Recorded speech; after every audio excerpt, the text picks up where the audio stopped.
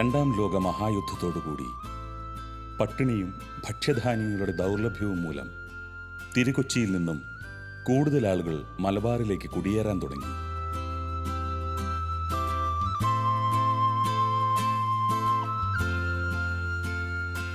ഈ കാലയളവിൽ തന്നെ കണ്ണൂർ ജില്ലയിലെ കൊട്ടിയൂർ പ്രദേശങ്ങളിലും ധാരാളം ആളുകളെത്തി. അന്ന് മലബാറിൻ്റെ ഉൾപ്രദേശത്ത് യാതൊരു വികസനവും എത്തിയിരുന്നില്ല. പേരാവൂർ വരെ മാത്രമേ വാഹന സൗകര്യം ഉണ്ടായിരുന്നുള്ളൂ. അവിടെ നിന്നും കൊട്ടിയൂർ ഭാഗത്തേക്ക് കൂപ്പിൽ നിന്നും മരം കടത്തുന്ന ഊടുവഴിയിലൂടെ വേണം സഞ്ചരിക്കാൻ. അന്ന് ജന്മിമാർ കുടിയേറ്റത്തെ പൊതുവിൽ സ്വാഗതം ചെയ്തു. കുടിയേറ്റക്കാർ സ്ഥലം വാങ്ങി കാട് വെട്ടിയൊരുക്കി ആദ്യമായി നെൽകൃഷി ചെയ്തു.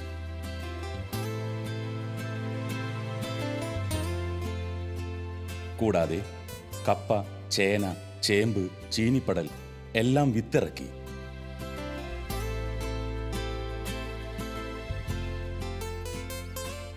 കർഷക മക്കൾക്ക് അന്ന് പ്രകൃതി ദുരന്തങ്ങളും വന്യമൃഗങ്ങളും നിരന്തരം ഭീഷണിയായിരുന്നു. തങ്ങളുടെ കാർഷിക വിളകൾ സംരക്ഷിക്കാൻ രാപ്പകൽ കാവലിരുന്നു പ്രാർത്ഥനയിലും ദൈവാശ്രയ ബോധത്തിലും കഴിഞ്ഞു വന്നു. 1958 താൽക്കാലികമായി നിർമ്മിച്ച ഷെഡിൽ ആദ്യമായി ദിവ്യബലി അർപ്പണം നടന്നത്.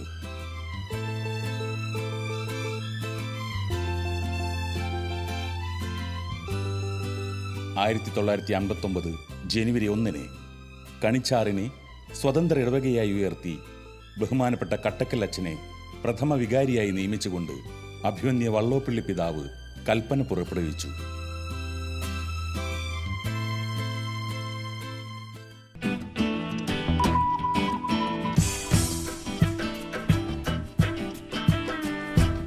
തലശ്ശേരി മുതൽ ജോലി ചെയ്യുകയാണ്. ഇത് 12ാമത്തെ പള്ളിയാണ് എൻ്റെ. ഞാനിവിടുത്തെ 14ാമത് വികാരിച്ചനുമാണ്. ഇവിടെ വന്നത് 2010 മെയ് 15 ഇവിടെ വന്നപ്പോൾ ഇവിടെ ഏകദേശം 600ഓളം വീട്ടുകാരുണ്ടായിരുന്നു. ഇപ്പോൾ ഏകദേശം 560ഓളം വീട്ടുകാർ ഇവിടെ ഇപ്പോൾ ഉണ്ട്. ഈ ഇടവക ഒരു സാധാരണക്കാർ താമസിക്കുന്ന ഇടവകയാണ്. വലിയ സമ്പന്നന്മാർ വളരെ ചുരുക്കമാണ്. ഇടത്തരക്കാരും സാധാരണക്കാരുമാണ് ഈ ഇടവകയിലെ ആളുകൾ. ഇവിടുത്തെ എല്ലാ കാര്യങ്ങളും നടക്കുന്നത് ഇവരുടെ സഹകരണം കൊണ്ടാണ്. എല്ലാവരും പള്ളിയായിട്ട് നന്നായി സഹകരിക്കുന്ന ആളുകളാണ്. ഭൂരിപക്ഷം പേര് ഞായറാഴ്ച പള്ളിയിൽ വരുന്നു, ദിവ്യബലി പങ്കെടുക്കുന്നു, മറ്റ് പ്രാർത്ഥനകൾ, കൂട്ടായ്മകൾ, ധ്യാനത്തിൽ എല്ലാ പരിപാടിയും എല്ലാത്തിനും നല്ലപോലെ സഹകരിക്കുന്നത് കൊണ്ടാണ് ഇവിടുത്തെ കാര്യങ്ങൾ നടക്കുക. ജൂബിലി സ്മാരകമായിട്ട് ഒരു പാരിഷ് ഹാൾ പണിതുകൊണ്ടിരിക്കുകയാണ്. ഡിസംബർ 1 അച്ഛനായിട്ട് 50 വർഷം പൂർത്തിയാവുകയാണ്. സുവർണ്ണ ജൂബിലി സ്മാരകമായിട്ടാണ് ഇത് പണിയാൻ കല്ലിട്ടത്. സുവർണ്ണ ജൂബിലി ഉദ്ഘാടന സമയത്ത് കല്ലിട്ട് അതിൻ്റെ പണി നടന്നുകൊണ്ടിരിക്കുകയാണ്. ഈ നവംബർ 30 എൻ്റെ ജൂബിലിയുടെ തലേ ദിവസം 50 തികയുന്ന തലേ ദിവസം അതിൻ്റെ വെഞ്ചരിപ്പ് കർമ്മം നടത്താൻ ഉദ്ദേശിച്ചിരിക്കുകയാണ്. ഈ ഇടവകയിൽ 72 മുതൽ 73 വരെ കൊച്ചച്ഛനായി സേവനം ചെയ്ത മാർ ജോർജ് അർലക്കാട്ട് പിതാവാണ് തലശ്ശേരി അതിരൂപതയുടെ പുതിയ മെത്രാപ്പോലീത്തയായി ഈ ഒക്ടോബർ 30 സ്ഥാനാരോഹണം നടത്താൻ പോകുന്നത്. അപ്പോൾ പുതിയ മെത്രാപ്പോലീത്ത് ഞങ്ങളുടെ കൊച്ചച്ഛൻ തന്നെ മെത്രാപ്പോലീത്ത് വരുമ്പോൾ അദ്ദേഹത്തിന് ഒരു സ്വീകരണം കൊടുക്കുന്നുണ്ട്. ആ സ്വീകരണത്തിൻ്റെ കൂടെ ജൂബിലി ആഘോഷത്തിന് സമാപനം നടത്താമെന്ന് പ്രതീക്ഷിച്ചിരിക്കുകയാണ്. ഈ ഇടവകയിൽ വലിയ ധ്യാനങ്ങൾ, ആധ്യാത്മികമായ മുന്നേറ്റം ധാരാളം ഉണ്ടായി. ഇവിടെ ഉണ്ടായിരുന്ന എല്ലാ അച്ഛന്മാർ, ആദ്യത്തെ വികാരി അച്ഛന്മാർ മുതൽ ബഹുമാനപ്പെട്ട കട്ടക്കൽ അച്ഛന്മാർ ഇതുവരെയുള്ള അതിൻ്റെ തൊട്ട് മുമ്പിരുന്ന ആൻഡ്രൂസ് അച്ഛന് എല്ലാവരും വളരെ വളരെ നല്ല അച്ഛന്മാരായിരുന്നതുകൊണ്ട് ഈ ഇടവകയിൽ ആധ്യാത്മികമായിട്ട് നല്ല പുരോഗതിയുള്ള സ്ഥലമാണ്. അടുത്ത് തന്നെ മറ്റൊരു ധ്യാനം കൂടി വരാൻ പോവുകയാണ്. ജനുവരി 10 മുതൽ 14 വരെ സാബു ആൻഡ് ടീം നയിക്കുന്ന ധ്യാനം വരുന്നുണ്ട്. ഈ ഇടവകയെ പറ്റി പറയുമ്പോൾ ഈ ഇടവക ഉണ്ടായിട്ട് 55 വർഷമായി. 59 ജനുവരി 1 ഈ പുതിയ ഇടവക സ്ഥാപിതമായി. അതിൻ്റെ ആദ്യത്തെ വികാരിച്ചനായിട്ട് ബഹുമാനപ്പെട്ട സക്രിയാസ് കട്ടക്കളച്ചനെ പിതാവ് നിയമിച്ചു. ഇവിടുന്ന് ആദ്യം പിരിഞ്ഞു പോകുന്നത് അടയ്ക്കാത്തൊരു ഇടവക, ചെങ്ങോപ്പള്ളി 2ാമത്തെ പള്ളി, അവിടെ ഇപ്പോൾ 10-200 വീട്ടുകാരായി. 3ാമത്തേത് ചെട്ടിയാമ്പറമ്പ് പള്ളി, അവിടെയുണ്ട് 200 താഴെ വീട്ടുകാരിപ്പം. ഇപ്പോൾ അവസാനം ഉണ്ടായതാണ് അന്തോണിസിൻ്റെ നാമത്തിലുള്ള പള്ളി, 140 വീട്ടുകാർ, മഞ്ഞളാമ്പുറം. നല്ല അച്ഛന്മാരുടെ സാന്നിധ്യം, ജനങ്ങളുടെ സഹകരണം കിട്ടിയതുകൊണ്ടാണ് ഇവിടെ ഈ ഐശ്വര്യം ഉണ്ടായിരിക്കുക. അപ്പോൾ വിശുദ്ധ ഗീവർഗീസിൻ്റെ മാധ്യസ്ഥം വിശുദ്ധ അമ്മയോടും പ്രത്യേകം ഭക്തിയുള്ളവരാണ്. അതിനുകൊണ്ട് ആ അമ്മയുടെ മാധ്യസ്ഥം വഴി ഈ ഇടവക ഇനിയും പുരോഗതി പ്രാപിക്കട്ടെ എന്ന് പ്രാർത്ഥിക്കുന്നു.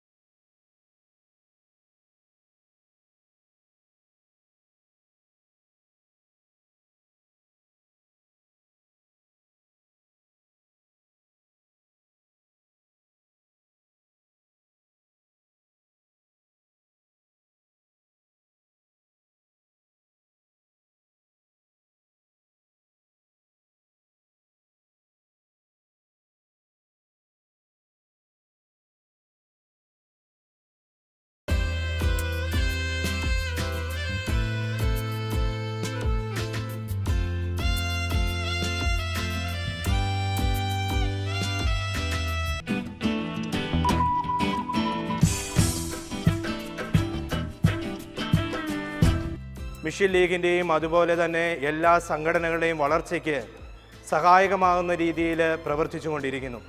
ഇവിടെ വളരെ സജീവമായിട്ട് ഇടവകയെ കൊണ്ടുപോകുന്നതിന് വേണ്ടിയിട്ട് ആധ്യാത്മികമായും ഭൗതികപരമായിട്ടും ഇടവകയെ നയിക്കുന്നതിന് വേണ്ടിയിട്ട് ഇവിടുത്തെ ഭക്തസംഘടനകൾ ഒത്തിരിയേറെ സഹായിക്കാറുണ്ട്. മിഷൻ ലീഗും മതാധ്യാപനവും മാതൃവേദിയും AKCCയും KCYM വളരെ സജീവമായിട്ട് ഇവിടെ പ്രവർത്തിച്ചുകൊണ്ടിരുന്നു. മറ്റ് സംഘടനകളും വളരെ സജീവമാണ്. മിഷൻ ലീഗ് കുട്ടികളെ ഈശോയിലേക്ക് വളർത്തിക്കൊണ്ടു വരുന്നതിൽ ഒത്തിരിയേറെ സഹായിക്കുന്നു. അതുപോലെ തന്നെ യുവജനങ്ങൾ ഇവിടെ വളരെ ആക്റ്റീവായിട്ട് എല്ലാ കാര്യങ്ങളും ഇടവകയുടെ ഉണർവിനും ഉന്മേഷത്തിനും വേണ്ടി വളരെ സജീവമായിട്ട് പ്രവർത്തിച്ചു കൊണ്ടിരിക്കുന്നവരാണ്. ഒരു പറ്റം യുവജനങ്ങൾ സഭയോടുള്ള സ്നേഹത്തെ പ്രതിയും അതുപോലെ തന്നെ വിശ്വാസത്തിലുള്ള തീക്ഷ്ണതയാലും ജ്വലിച്ചുകൊണ്ട് ഇടവകയെ ഉണർവോടുകൂടെ നയിക്കുന്നതിന് ഇവിടെ സഹായിക്കാറുണ്ട്. ഇടവകയിൽ ഭക്തസംഘടനകളെല്ലാവരും പാവങ്ങളെ സഹായിക്കുന്നതിന് വേണ്ടിയും അതുപോലെ തന്നെ രോഗത്താൽ വലയുന്നവർക്ക് വേണ്ടിയിട്ടും അതുപോലെ മറ്റ് പല പ്രവർത്തനങ്ങളിലും വളരെ സജീവമായിട്ട് ഉൾച്ചേർന്ന് പ്രവർത്തിക്കുന്നു. ഇവിടെ കണിച്ചാർ ഇടവകയിലേക്ക് ഞാൻ കടന്നു വരുമ്പോൾ ഒരു പറ്റം യുവജനങ്ങൾ ഇവിടെ വളരെ സജീവമായിട്ട് ഇടവകയുടെ പ്രവർത്തനങ്ങൾക്ക് സഹായിക്കുന്നുണ്ട്. ഇപ്പോൾ എന്നെയും അവർ വളരെ ഈ ഇടവകയെ മുന്നോട്ട് കൊണ്ടുപോകാനായിട്ട് സജീവമാക്കുന്നതിന് ഒത്തിരിയേറെ സഹായിക്കുന്നുണ്ട്. ഏത് കാര്യത്തിനും എപ്പോൾ വിളിച്ചാലും സഹായഹസ്തമായിട്ട് എപ്പോഴും യുവജനങ്ങൾ കൂടെയുണ്ട്. അതുപോലെ തന്നെ മതാധ്യാപകരും അതുപോലെ തന്നെ AKCCയിലെ അംഗങ്ങളും മാതൃവേദിയും വിൻസെൻ്റ് പോളും എല്ലാവരും ഇടവകയുടെ വളർച്ച അതിനു വേണ്ടിയിട്ടാണ് എന്നും എപ്പോഴും പ്രയത്നിക്കുക. ഈ ഇടവകയിൽ ഞാൻ കണ്ട കാര്യം എന്ന് പറയുക, വിശ്വാസത്തിൽ ആഴപ്പെട്ട് സഭയെ പ്രതി സ്നേഹത്താൽ ജ്വലിച്ച് ഈശോയുടെ തീക്ഷ്ണതയാൽ ജ്വലിച്ചുകൊണ്ട് ഈശോയെ പെൻചെല്ലുന്ന ഒരു വിഭാഗം ജനങ്ങൾ അല്ലെങ്കിൽ 450 വീട്ടുകാരടങ്ങുന്ന ഈ ഇടവക സമൂഹം എപ്പോഴും കർത്താവിനോട് ചേർന്ന് നിന്നുകൊണ്ട് ഇടവകയുടെ എല്ലാ പ്രവർത്തനങ്ങളിലും സഹായിച്ചുകൊണ്ട് ഇരിക്കുന്നു.